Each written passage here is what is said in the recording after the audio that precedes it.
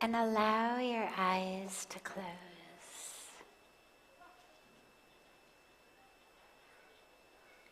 Allow yourself to get very still in the body.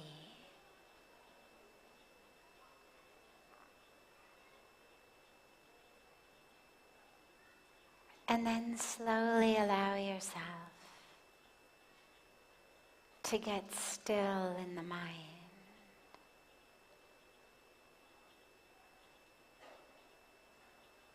Allow the awareness to anchor inward. Let it anchor into your breath. So you're not changing the breath.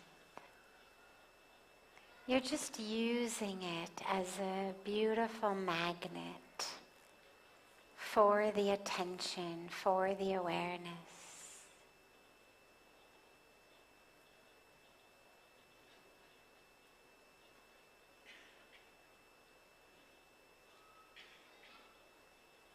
And just allow all of that awareness to pull into the breath.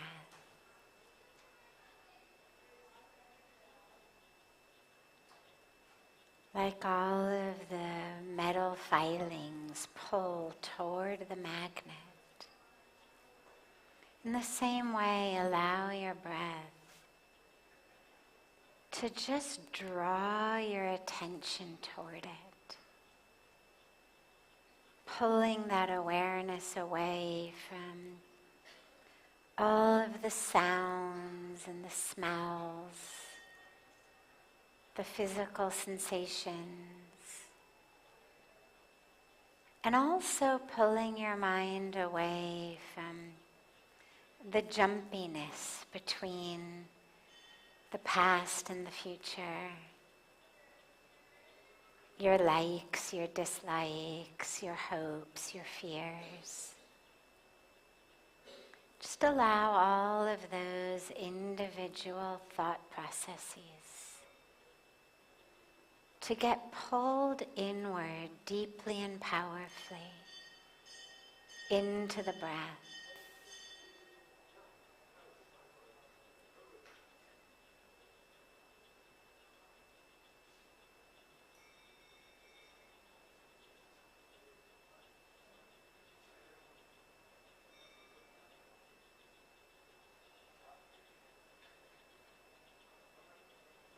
And as you inhale,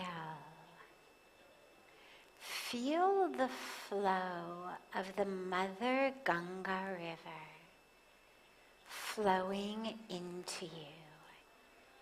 We know she flows beside us, but allow yourself to both visualize and also experience that feeling of the flow of the river into you as you inhale. You're not only taking in oxygen and air, but literally the flow of that sacred river. Feel her rushing into you. Feel her rushing through you.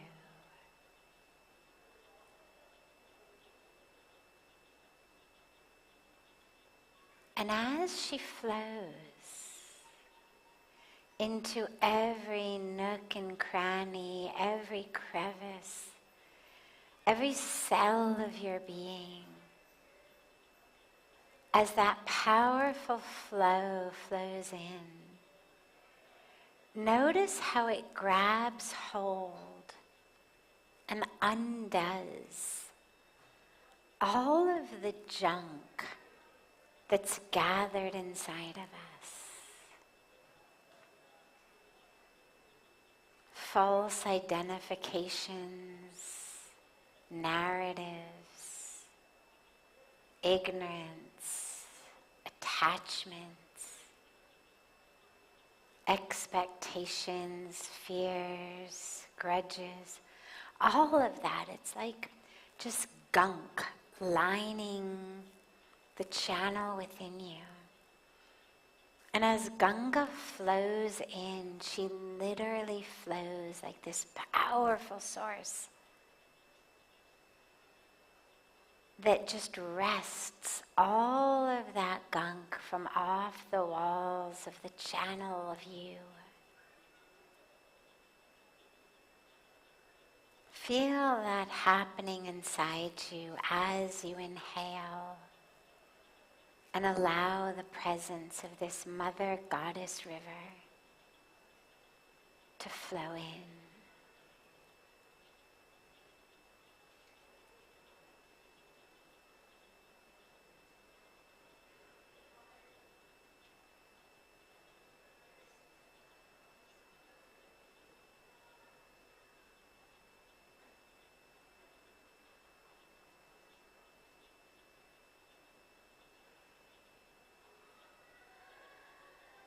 And as you exhale, allow yourself very consciously and deliberately to give to her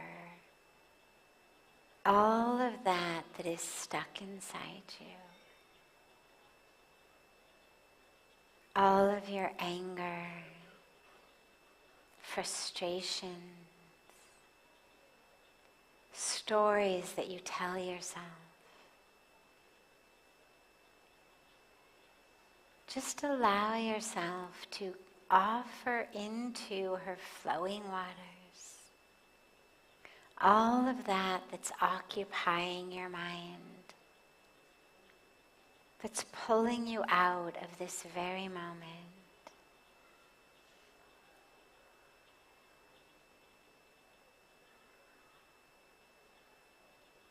And feel her waters flowing then out of you on the exhalation, carrying within them all of that you've let go. And all of that she grabs hold of. Feel it all flow out of you into her waters. And out rushing all the way to the ocean at Ganga Sagar.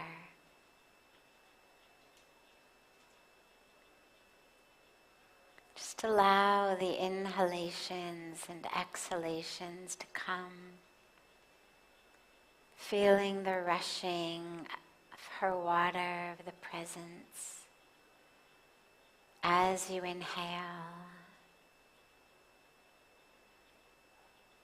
Feeling her wash you out as you exhale.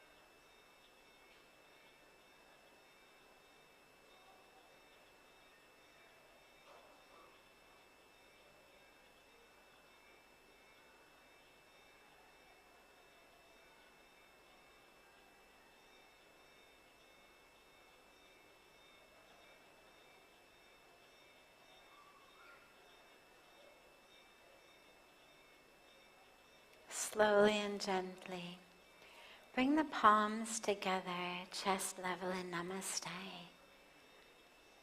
And gently rub the palms of your hands against each other.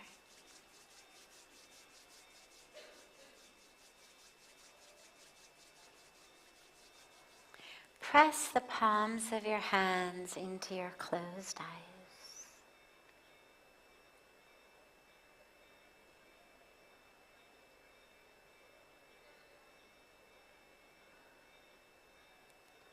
Slowly lower the hands and open the eyes.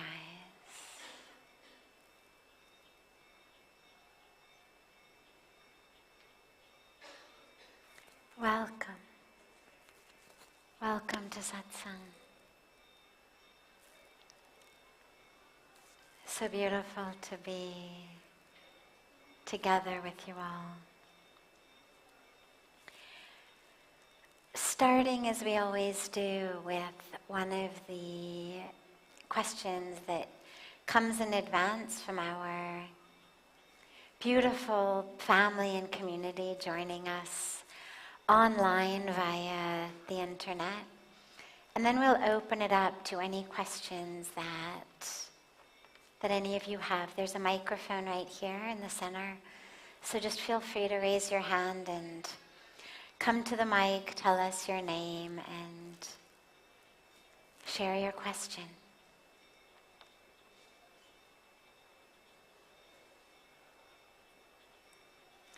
I hear you emphasizing that we should push through resistance lovingly. And I want to know how we can do that. That's asked from Sena Daba. Yeah, you know, I'm kind of committed to doing everything lovingly, especially when working with the self. I mean, obviously with others as well. We can only give that which we're able to do with ourselves. I spent many, many years of my life trying to fix myself in all sorts of not so nice to the self ways. And what I've realized over the years is that there aren't really 2 selves or 3 selves or 20 selves. I mean, we talk about my this self and that self and this self. And, well, this self thinks this, and it's going to, you know, annihilate that self. And what I've realized over the years in my felt sense experience is, yeah, there's different poles. We have different patterns. We have different voices in our heads that are really reflections of things that we've heard throughout our lives that we've internalized. But there's only one self. And so if one part of me, one voice in me, is mean to the rest of it, well, at the end of the day, you're all going to bed together. And as anyone who's ever been in a relationship knows, going to sleep before you've made up doesn't feel very good, especially if you've got to share a bed. But even knowing that the other one is on the couch doesn't feel good. And so when you're working with internal conflict, voices in you, patterns in you that are pulling you in directions that are not where you want to go, to deal with them any way other than lovingly literally creates a war inside. And that's no fun. I mean, I've never felt that that is productive, beneficial, helpful. You do have to be strong. You've got to use willpower. You've got to use discipline. You know, when the alarm goes off that first day at 4 a.m, there's a horde of voices that are like, nah, let us sleep. Nah, forget it. Nah, you know. You've got to exercise strength and discipline and willpower and a little bit of, you know, grit. But it's not yelling at the other parts of you. It's not putting the rest of you down. It's not saying, you lazy, stupid, you know, parts of me. It's just, yeah, you people keep screaming, but I'm going to get into the shower. Like, yeah, I hear you, and I'm getting up anyway. And in the same way, working with resistance to spiritual progress, there's a dozen reasons at least that we're resistant to it. We talk about so many of those on different nights. We're resistant because of self-sabotage. We don't believe that we're actually worthy of it. We don't believe we deserve it. We're resistant because we've been told something different about ourselves, and we want to make sure that we live in such a way that reinforces a belief that we have, even if that belief is negative and detrimental. We're resistant because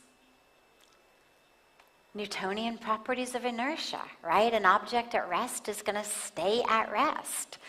And to the extent that our habits and our ways feel restful to us, we're resistant to change. We're resistant because sometimes it's threatening to family members, to friends, to our career, to our way of living. I mean, there's, as I said, at least a dozen reasons that we're resistant.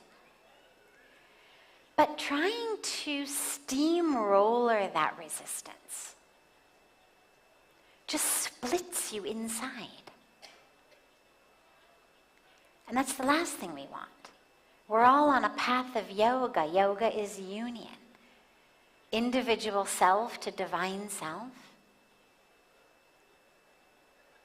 All of our spiritual practices are about union, oneness, expansion.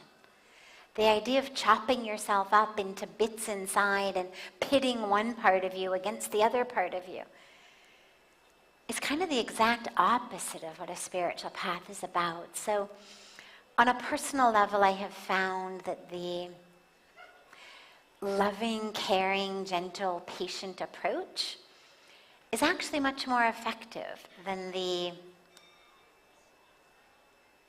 yelling at parts of myself.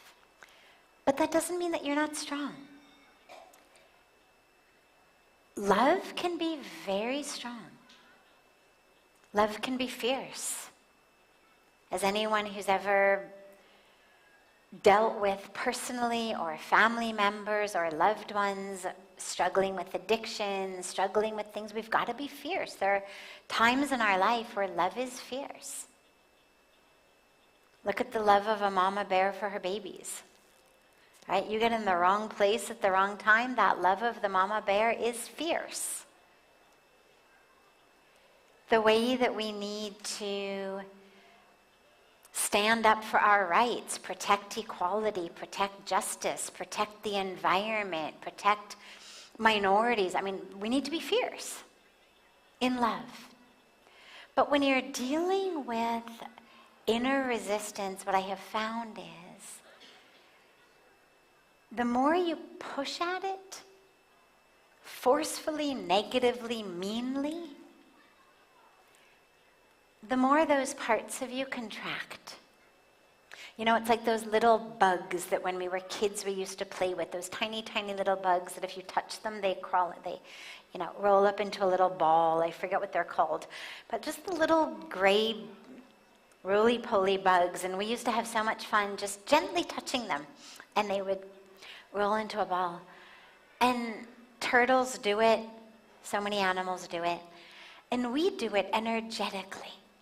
When we get attacked from outside, from inside, our inner emotional instinct is we contract like this. And that's the last thing you want. Because real change requires openness. So what I have found is that if instead of pushing against those parts, instead of thinking about conquering them, annihilating them, beating them, destroying them, which is a lot of times the words that we use to talk about aspects of ourselves. Instead of that, if you just think about holding it lovingly. How many of you are parents in here, if you have kids? Raise your hand if you have kids. Great. Now, if your kid is throwing a temper tantrum on the ground, there's a lot of ways you can deal with that temper tantrum. What we know psychologically about the science of healthy, effective parenting is not going to surprise you. Yelling at the kid, telling them they're worthless, stupid, useless, you're going to abandon them in the middle of the supermarket, it's not going to work. It might get them up off the floor, but they're going to need years of therapy later on.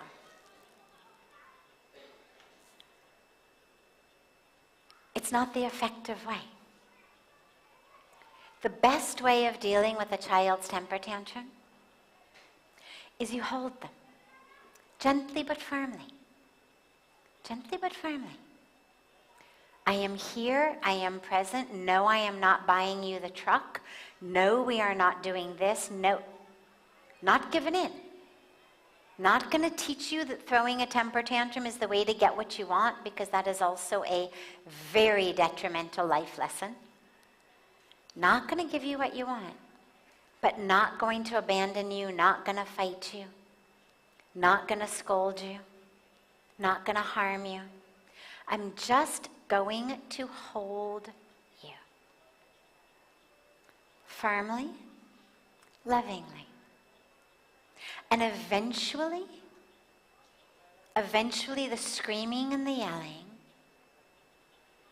it softens, and what you end up with is a sort of emotionally deflated, but now calm child in your arms, who has learned, no matter what I do, I'm never going to be abandoned. No matter what I do, love is always there. No, the temper tantrum isn't the way to get what I want. But I'm always held. I'm seen. And whether it's an actual child of yours on the floor of a supermarket, or whether it's an inner habit experience that's giving resistance, it's the same thing. You hold it lovingly, you notice it, but you don't give in. You gently, gently, gently, gently hold it and push through. So yeah, that's why I always suggest working lovingly. Other questions? Yes.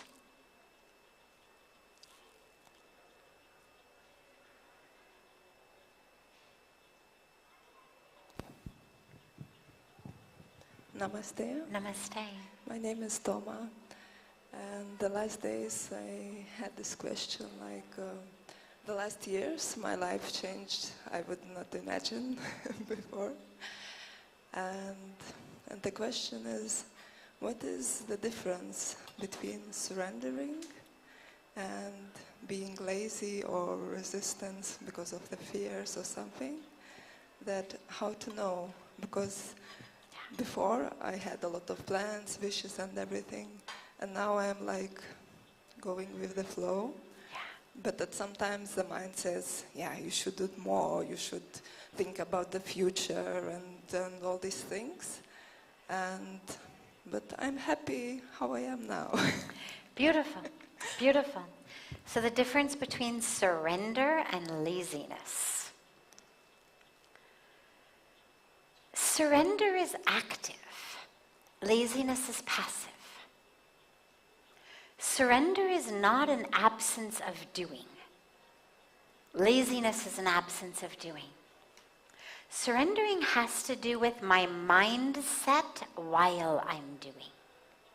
The unsurrendered mind is deeply attached to what I'm going to get from what I'm doing, to what I have to do. Think about your life and your heart in a vice that's being squeezed. That's the unsurrendered life. That's what the mind does to us all the time. It's constantly, it has to be this way, it has to be that way. I have to do this. It's just driven by desire, by fear, by attachment, by envy, by all of these things. The surrendered mind says, okay, God, you flow through me. I've got my arms, I've got my legs, I've got my brain, I've got my time, my energy, my talent, my resources, my skills. I've got all of that. Use me. Doesn't mean I sit on the couch, put my feet up, and eat potato chips for the rest of my life. It's not complacency. It's not lack of doing. It's how we're doing. Rather than the drive that says, gotta get ahead, gotta squash the competition, that's the bulldozer approach. And the dilemma is that the universe actually has its own plans. And the problem with not surrendering is that you find yourself very frustrated, very angry because other people, the weather, traffic, stock market, everything is an obstacle in your path. Like, I gotta get there. You get the hell out of my way. You are a problem. You are a problem. And you're kind of doing battle as you move through your life. Or you're constantly looking for objects that you can grab and use to get you where you want to go. So whatever the goal is, you've objectified the world. Everything is either a hurdle, an obstacle, or an object that you can use. And the moment that things don't go your way, which I guarantee that moment is not very far off in the future, because, as I said, the universe has its own plans, right? They say if you want to make God laugh, tell him your plans. You're just talking about that today. So, the surrendered mindset, it's not that you're not doing. It's that you say, oh, okay, so I guess here we are. In a traffic jam. Not that my blood pressure goes through the roof. Not that I start screaming at the person next to me because it's their fault I'm late. Not that I become terrified with, oh my God, I'm going to get fired, I'm going to lose my job, then I'm going to be homeless, then I'm going to... You don't allow the mind to do that. You say, okay, here we are. The mark of a surrendered mind is the number of times a day you say, here we are. Because life just keeps doing that to you. Here we are. Here we are. And wherever you are, you pick it up right there. Because when you've surrendered yourself to just being a tool in God's hands, so wherever you are able to be that instrument. Things change in life.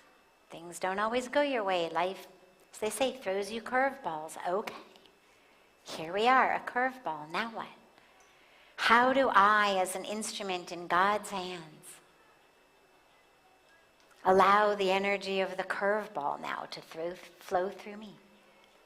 That's surrender. So it's not complacency, it's not laziness, it's not lack of doing. In fact, people who are the most successful and effective are those who are surrendered. Because if we're not surrendered, we're so stuck in our heads with how things have to be. It's the my way or the highway kind of view of life. And you don't get much accomplished that way. And you're miserable. So as you say, you feel so much better being surrendered. Yeah, it feels great. And you may end up in a completely different place than you thought you were going. But it's not that you stop putting one foot in front of the other. It's not that you stop using your arms and your legs and your brain and your resources. But you sort of allow the divine, allow the signs of the divine, allow your intuition. Allow the messages from the universe to dictate the path rather than you having blinders on. Great. Yeah. Other questions? Yes, come.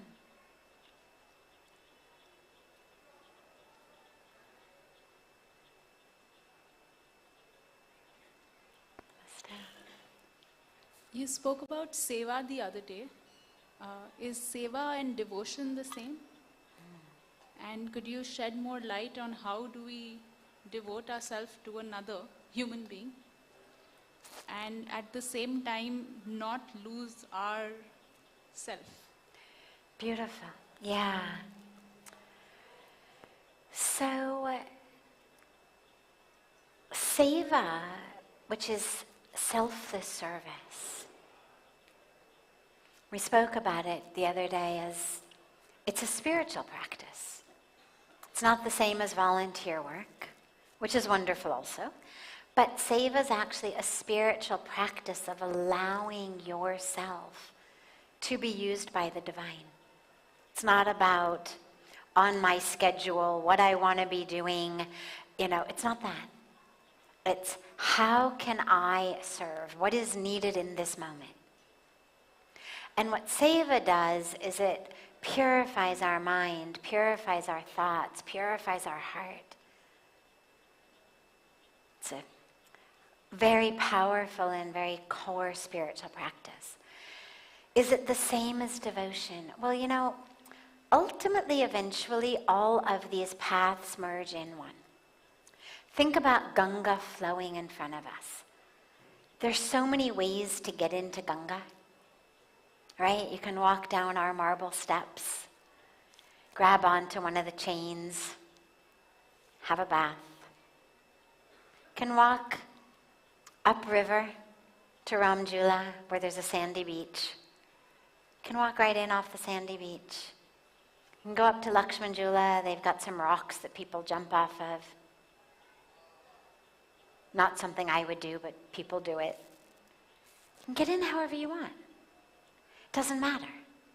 Ultimately, you all end up in Ganga. And that's the point. The point is to be in the river. The point is to have that blessing, have that liberation, have that freedom that the Mother Goddess Ganga gives us. She doesn't care how you get in. Whether our path is Seva, or our path is devotion, or the path is wisdom, or the path is karma yoga, literally, like Seva, but every minute, just every action is my path to God. Whether my path includes mantra chanting, meditation, whatever it may be.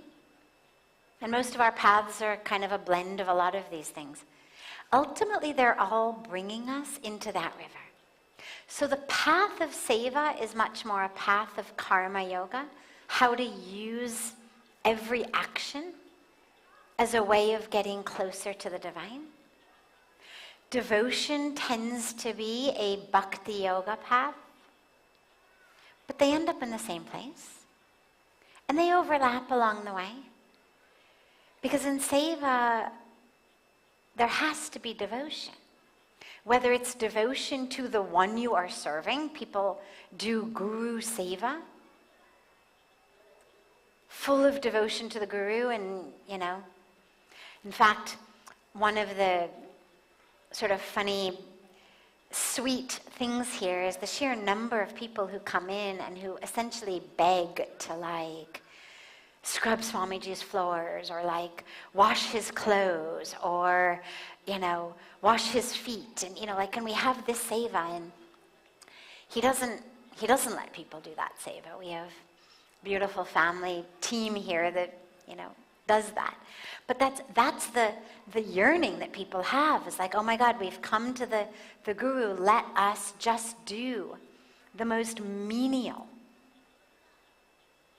work, so that whatever let me sweep, let me scrub, I'll do your laundry, I'll do your, everybody wants to do that.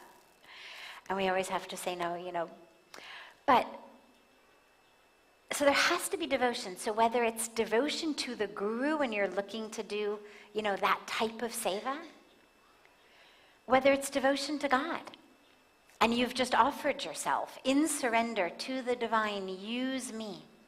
Every minute, every moment, let my life be Seva. Whether it's devotion to your own spiritual path. A conscious, determined, committed practice of Seva. Knowing that this is this powerful path to my awakening. So yeah, there has to be devotion in it. But the practice is not a practice simply of what one would consider bhakti, of singing, chanting, praying, performing puja. It's much more the practice of using your hands, your legs, your arms, your brain, your time in service. And then your second question of loving someone, being devoted to them, serving them without losing yourself.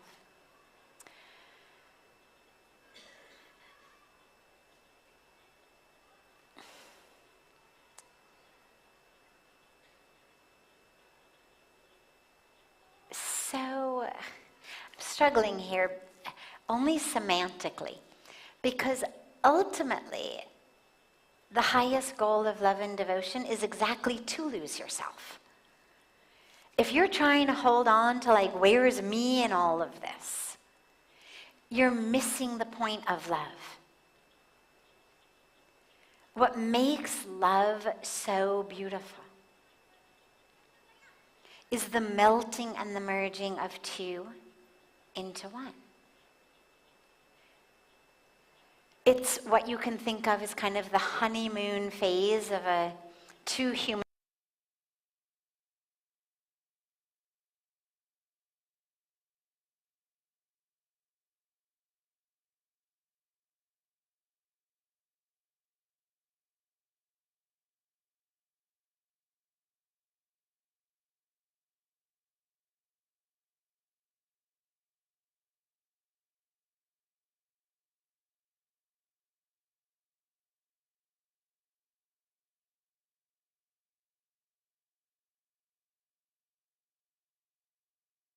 Hold on to myself in love. And yet, in relationship, in human to human relationship, you want to make sure that the yearning for love isn't something that makes one human being subsumed by another human being. That's not the two becoming one. You merging into me is not love. Me merging into you is not. It's the two of us merging into love. It's a subtle difference, but it's an important difference.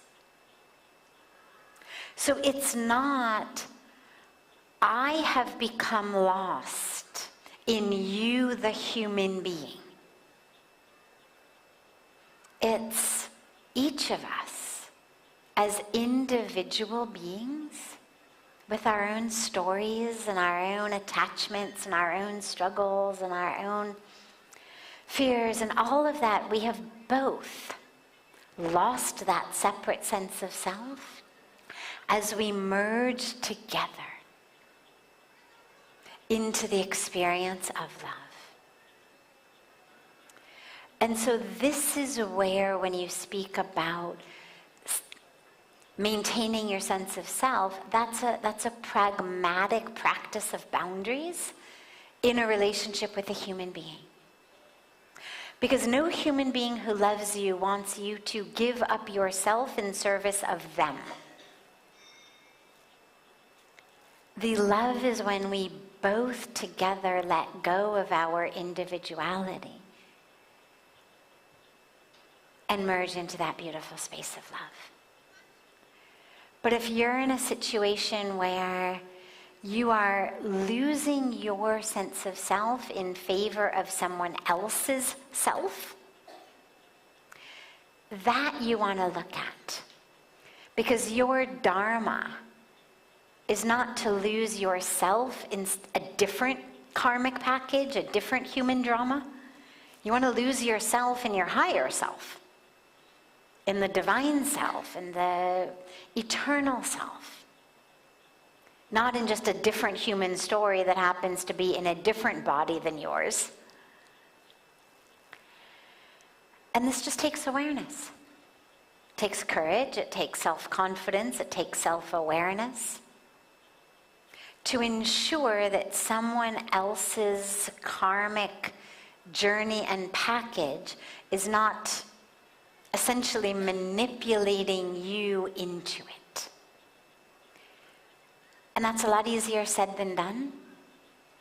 Because as we go through our lives with our karmic packages, yeah, God, it would be so much easier if someone else would just do this thing, and then I wouldn't have to face that difficulty.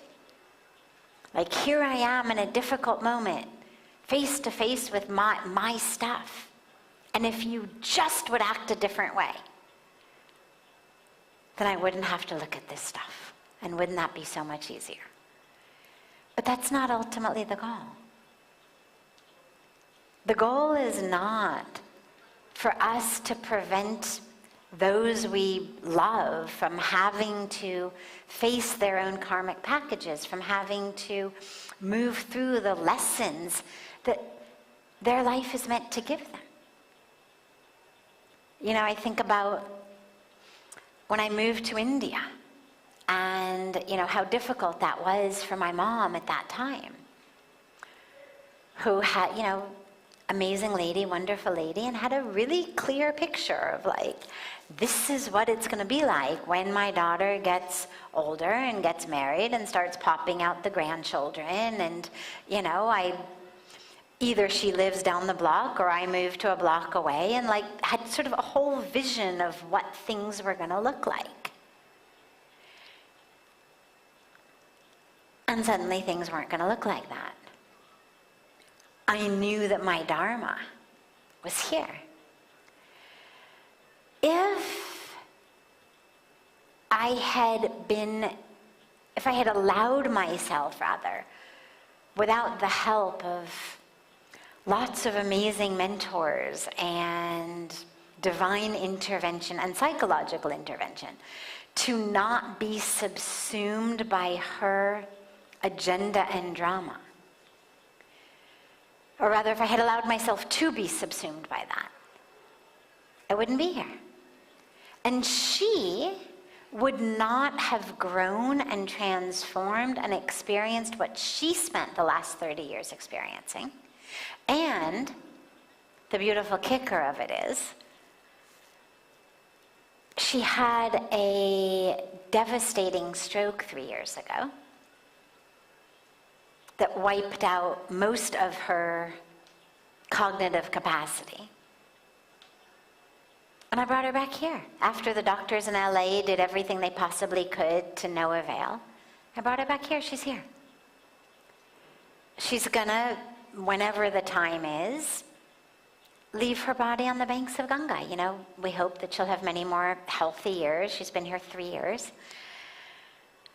But I share that story because if I had allowed myself to be manipulated into someone else's agenda, someone else's package, neither would I have been able to live my Dharma, nor would she have actually been able to experience the fullness of her Dharma here. The last 3 years here have been so extraordinarily healing for her on so many levels that she never would have been through if I weren't here. She'd be in, you know, some awful, God-forsaken memory care facility in Los Angeles. But because I was able to take care of my separate self and her separate Dharma and her separate karmic package, not only was it certainly the right choice for me, But the ripple impact was actually the most powerfully right choice for her, even though she fought tooth and nail in the beginning for it to happen. So you separating into live your Dharma, I don't mean necessarily separating physically, but separating boundary-wise, energetically, is not only the most important thing for you, but it's actually the most important thing for the people around us. We're not doing other people a spiritual karmic favor by protecting them from having to learn the lessons that they took this birth to learn. Yeah. Other questions?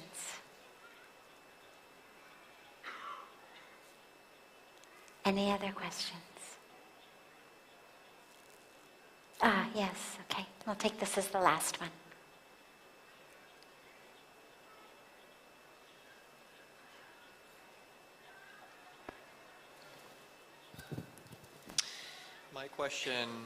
My question is all about giving and boundary setting. Since being here the past month and a half or so, one of the most eye-opening things that I've experienced is all of the people, beautiful, beautiful souls and humans asking for money, asking for chapati, asking for food. And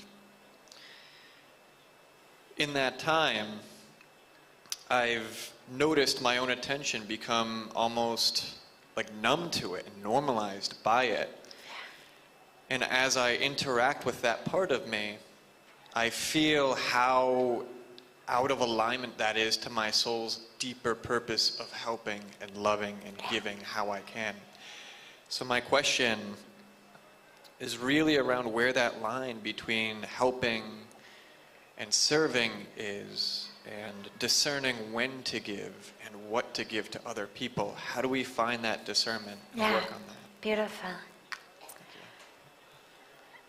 I think a really good rule of thumb is give what you can whenever you can.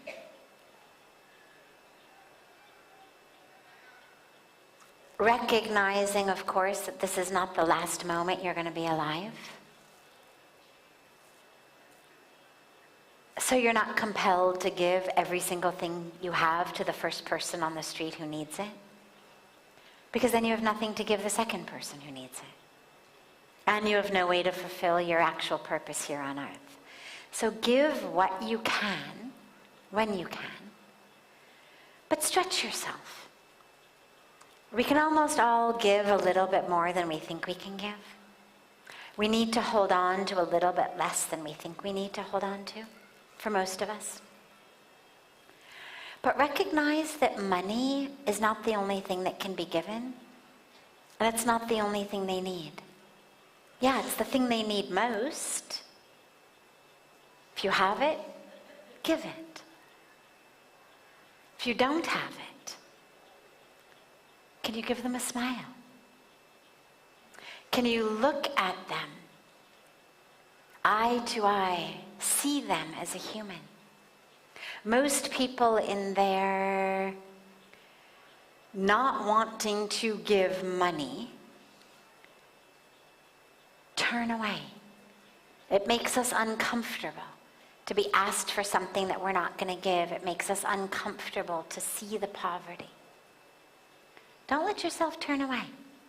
It's an incredibly powerful spiritual practice to see the suffering humanity of another, even when you know you can't alleviate it.